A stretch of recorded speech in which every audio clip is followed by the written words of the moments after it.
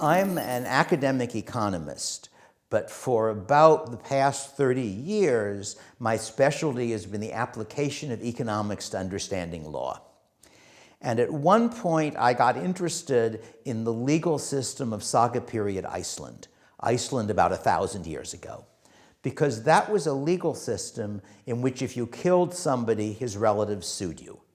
It was a legal system where they had a system of courts and they had laws, but there was no executive arm of government.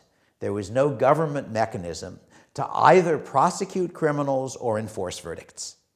So if you committed a crime against somebody, the victim sued you in the court gave a verdict, you either did or didn't do what the verdict said.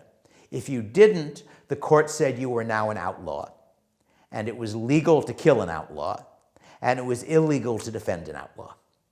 So what the court was doing was establishing for everybody around who were the good guys and the bad guys, and then it was up to the good guys to finish the process.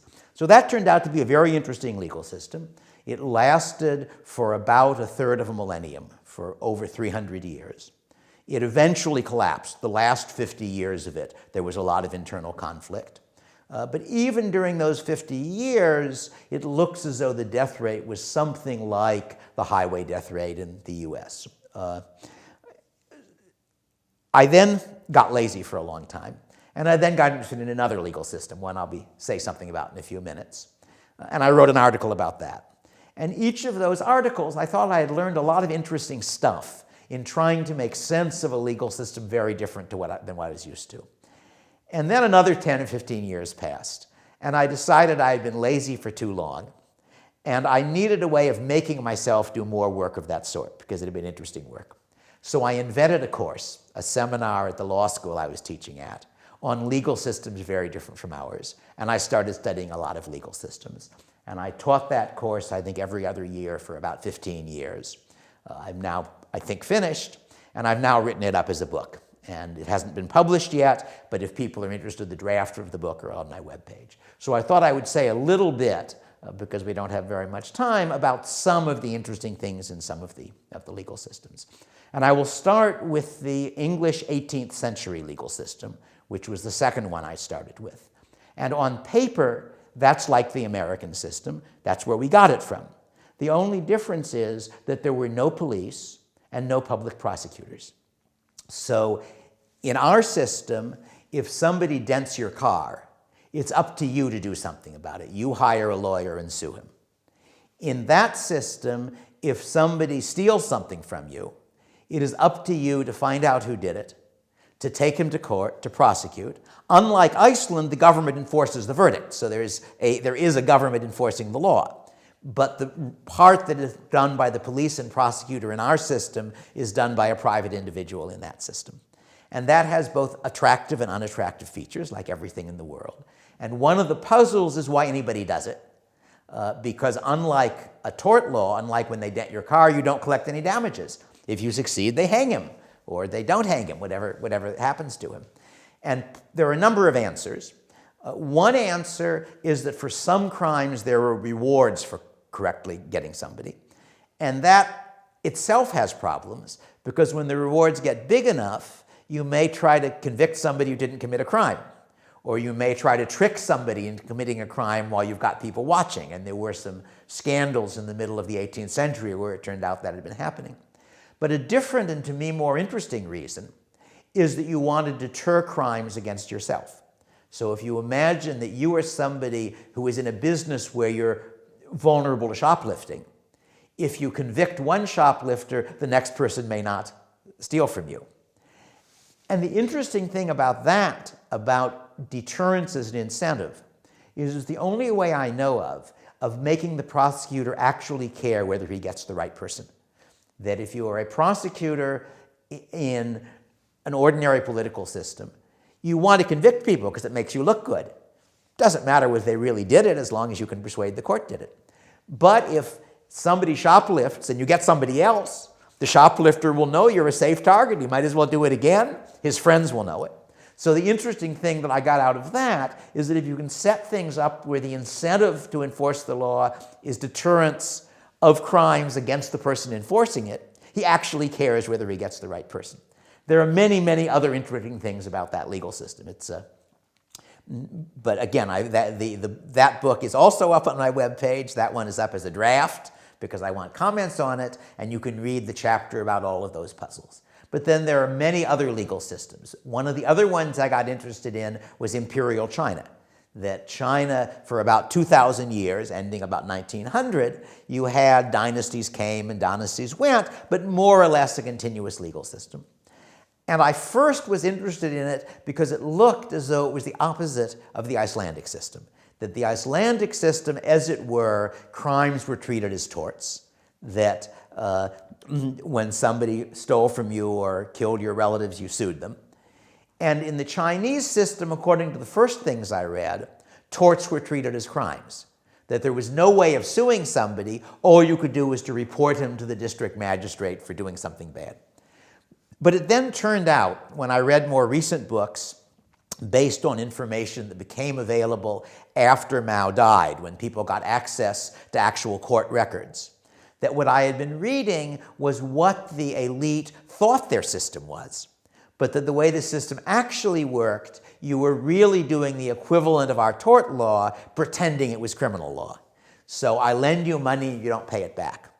I go to the district magistrate and say, that person is a swindler, didn't pay me the money they owed.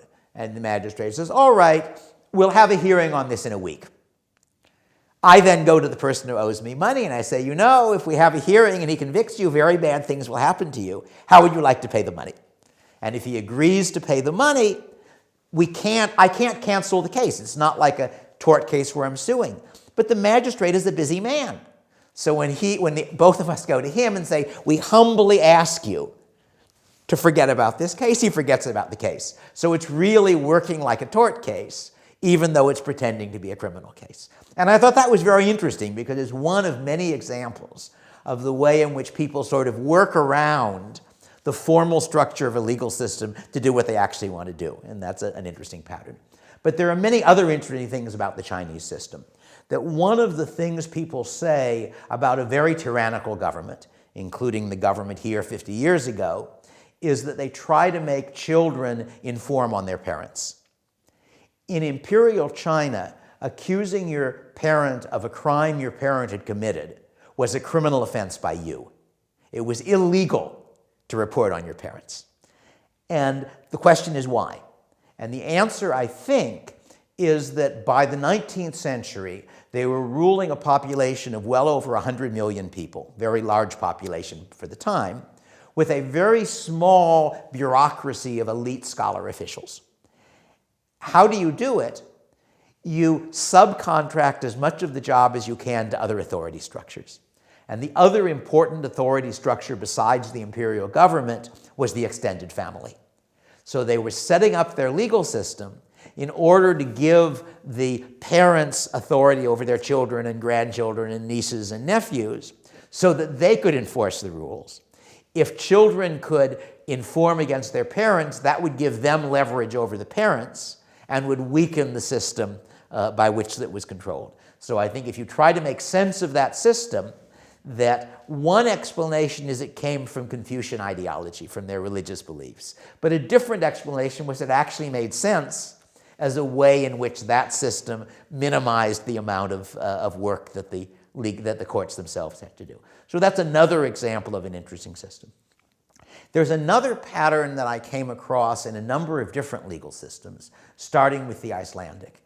And that's of systems where law enforcement was private and decentralized. And I've been calling those feud systems. And whenever I say that, I explain to people that the word feud and the word feudal have no connection. They happen to sound the same, but they come from different roots, mean different things. And the basic logic of a feud system is that if you wrong me, I threaten to harm you unless you compensate me. And in order for that system to work as a form of law enforcement, there are a number of things you have to manage. You have to have some way so that my threat only works when you really have wronged me. You need some mechanism such that right makes might. So that in the Icelandic system, which was the first such one I looked at, the mechanism by which right makes might was the court system. That if you really wronged me, the court would say you owed me money, and if you didn't, they would say you didn't. And in northern Somalia, Somaliland, they had a feud system that was somewhat less structured than the Icelandic, with other mechanisms, such that on the whole, my threat to harm you was only believable if you really had wronged me. And there are a number of other things. You need some way in which relatively powerless people can get their rights protected. And the Icelandic system was the best such example I know of. Because what happened was that if you wronged me, it was like a tort system. I can now, if I win my case, you owe me money. I can transfer that claim to somebody else. So I'm an elderly man, I have one son, you kill him. If I try to sue you, I'll get beaten up on the way to the court.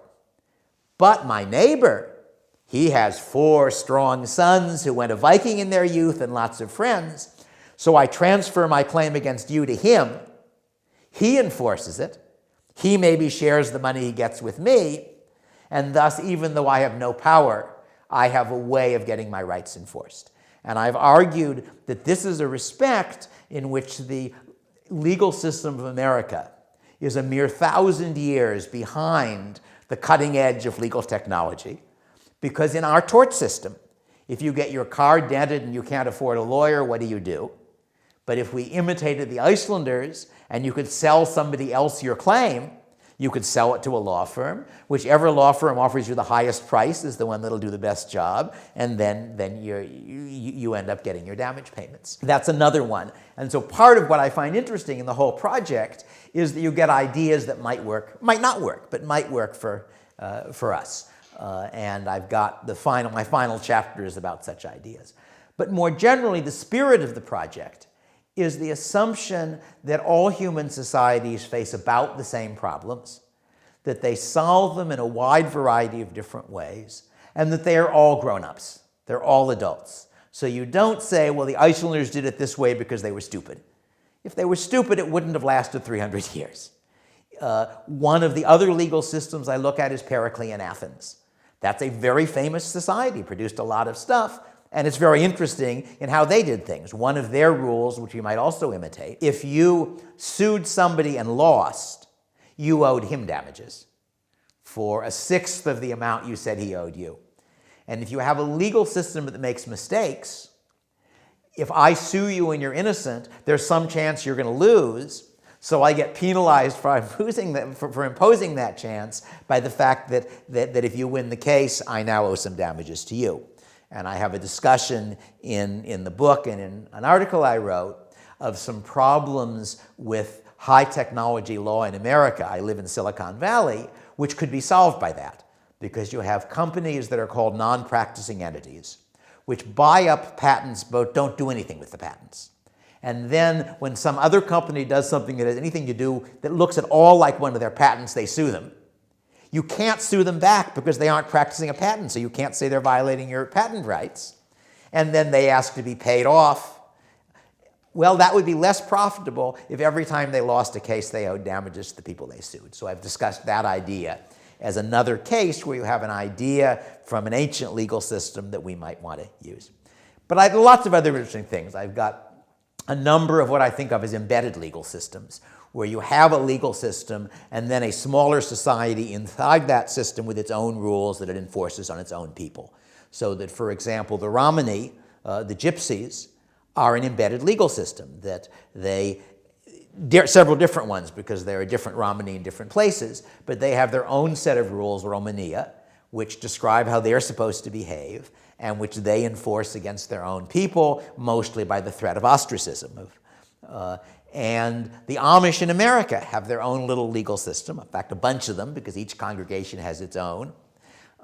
Jews during the diaspora, it was very, very common during the period in between the destruction of the Kingdom of Israel and the Enlightenment in the 19th century, that Christian and Muslim rulers found the easiest ways of dealing with their Jewish subjects was to subcontract the job of ruling them to the Jewish communal authorities in exchange for taxes.